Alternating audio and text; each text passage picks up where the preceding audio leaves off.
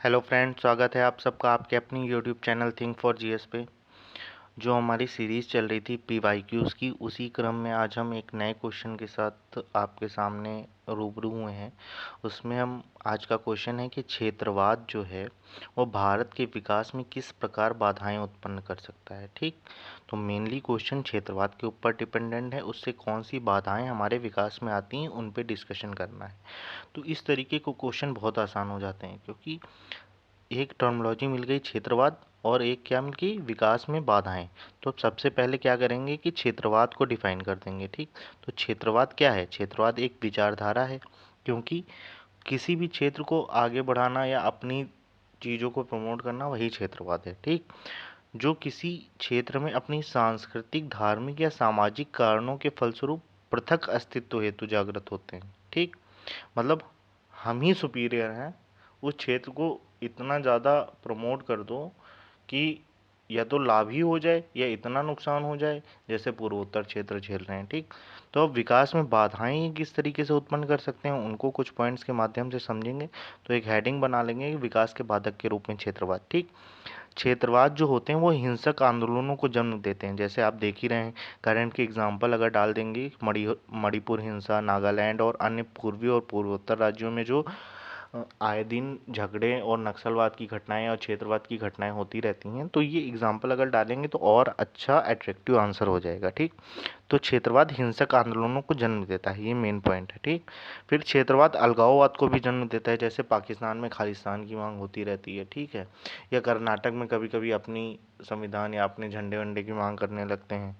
इसी तरह पूर्वोत्तर क्षेत्र भी अपने आप को अलग करने की मांग करना लगता है। तो ये सब अलगाववाद को जन्म दे सकते हैं। ठीक, वोट बैंक की राजनीति बढ़ जाती है, जाति और धर्म की राजनीति को बढ़ावा मिलता है, राष्ट्रीय एकता बाधित होती है। ठीक, ये हालांकि अलग अलग पॉइंट्स लिख सकते थे, लेकिन मैंने एक में बाइंड अप कर दिया है, क्योंकि कई सारे डायमेंशन शामिल करने हैं ना आंसर में, और आंसर भी 125 शब्द में लिखना है। तो अपने मतलब कुछ पॉइंट्स ऐसे रखिए जिसमें एक दो पॉइंट शामिल हो जाए, कोई बहुत बड़ी बात नहीं है। ठीक, व्यापार और वाणिज्य और अर्थव्यवस्था प्रभावित होती है, क्योंकि भाई क्षेत्रवाद अगर होगा तो वहाँ पे मल्टीनेशनल कंपनीज या जो कंपनी वहाँ इन्वेस्ट करना चाहती है वो थोड़ा पिछड़ेंगी, क्योंकि आए दिन हिंसा और ये सारी घटनाएं, तो उनका लॉस होगा। ठीक, क्षेत्रवाद से आंतरिक सुरक्षा और नक्सलवाद को भी बढ़ावा मिलता है, जैसे मैंने पहले ही बताया कि जहाँ पे भी अपनी चीज़ें ज़्यादा प्रमोट होने लगती हैं तो वहाँ नक्सलवाद और आंतरिक सुरक्षा कहीं ना कहीं खतरा हो ही जाता है, जैसे झारखंड, छत्तीसगढ़ और एमपी के राज्यों में नक्सलवाद बढ़ता जा रहा है। ठीक, बॉर्डर पर स्थित राज्यों में क्षेत्रवाद के कारण आतंकवाद के साथ ही अंतर्राष्ट्रीय और कूटनीतिक हार भी होती है। ठीक, जैसे पंजाब में, ठीक, पंजाब में जैसे खालिस्तान के चलते हमेशा कनाडा और पाकिस्तान, इन सब से आतंकवादी आते रहते हैं, उनको अलग होने की मांग और ये सारी चीज़ें चलती रहती हैं। गुजरात तटीय राज्य है तो तस्करी के कार्य चलते रहते हैं। जम्मू कश्मीर, यूपी, उत्तराखंड और पूर्वोत्तर राज्यों में ये सारी चीज़ें, घटनाएं आम हो जाती हैं।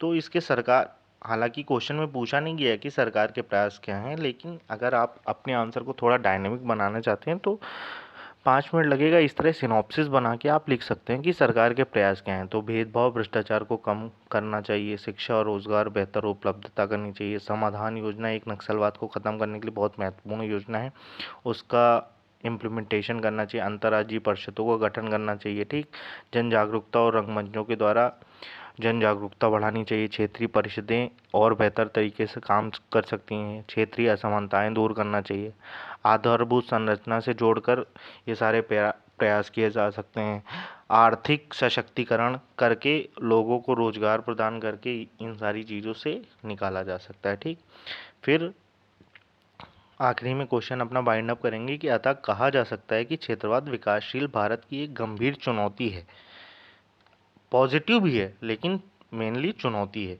के रूप में सामने आया है। आवश्यकता है इसके दोषों को दूर कर सकारात्मक प्रयासों की। ठीक, इस तरीके से हम अपना क्वेश्चन बाइंड अप कर देंगे। ठीक, क्योंकि इसमें भविष्य की ओर सकारात्मक प्रयास दिखने चाहिए आपके कंक्लूजन में। ठीक है।